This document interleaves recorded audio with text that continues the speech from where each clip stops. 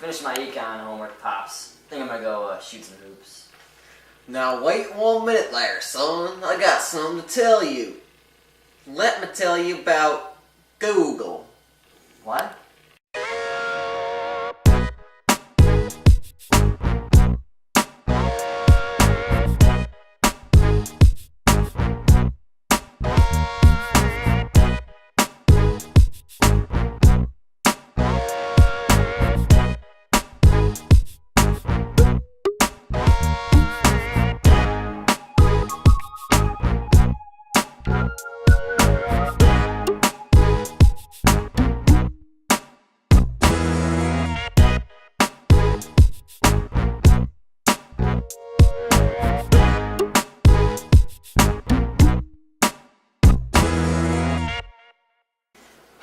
Make it quick, Pops. Only got like 5 to 7 minutes. Okay, son. First, we'll talk about the factors of production. Here, you'll need this. Go to google.com, son. Alright, I got to Google. Okay, the factors of production are land, labor, capital, entrepreneurship, and sometimes technology. Kind of like vowels? No. One of the factors of production is land. Land includes things like natural resources. Well, even the land where they have to build their property, like the land out there. So they built their headquarters using land? Yes, son. They use land to build their headquarters. Otherwise, where would they put it? Good point. Google's pretty cool. Yeah, Already. Another factor of production is labor. Labor includes the work people do for a company. Oh my gosh, have you found it yet? I'm searching! Google! Use Google! Yeah, I work at Google, okay? Another factor of production is capital. The goods people use like computers and such. The capital, this computer I'm using, is out of order! I haven't found it yet! Have you found it yet? Oh my goodness. Have you found it yet? The fourth factor of production is entrepreneurship. It takes someone with a big brain and big ideas to come up with these great ideas to make these companies a success. Hey, wanna make a search engine? Yeah, but any of the profits that we make go into our pockets. Why the heck are you such a pessimist?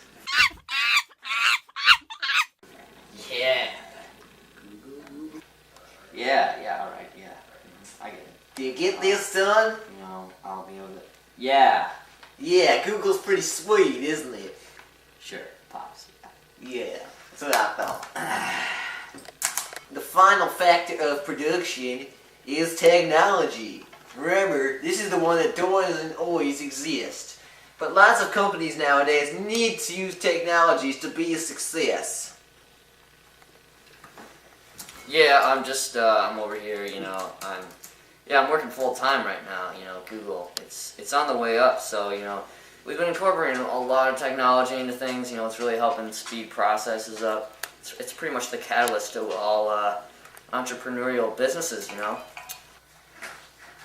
Yeah, it's a search engine.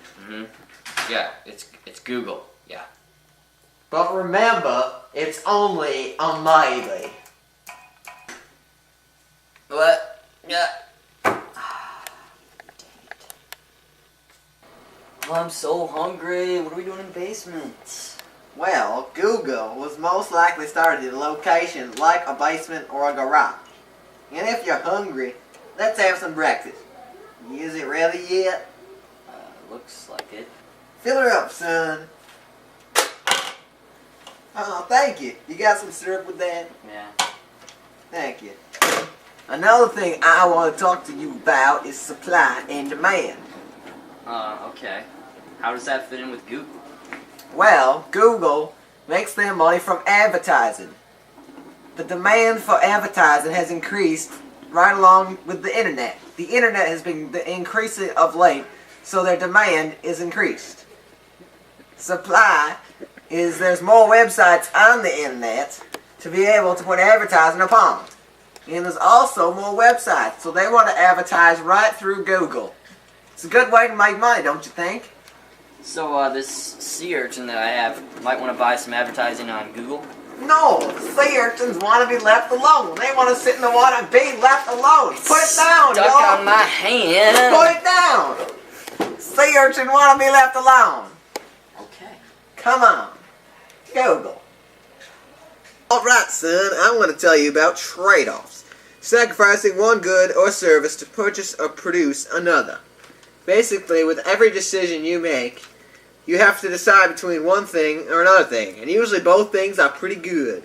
It's called an opportunity cost, the value of the next best alternative given up for the thing that you think is greater. Happens every day in a company, just like Google, where I worked. The last thing I want to talk to you about Google is the market structure. The market structure that Google is in right now is the oligopoly. Oligopoly has a few suppliers who have most of control over price. There are only a few sellers because the barriers are high, so a lot of people can't get into it. So there's just a few dominators.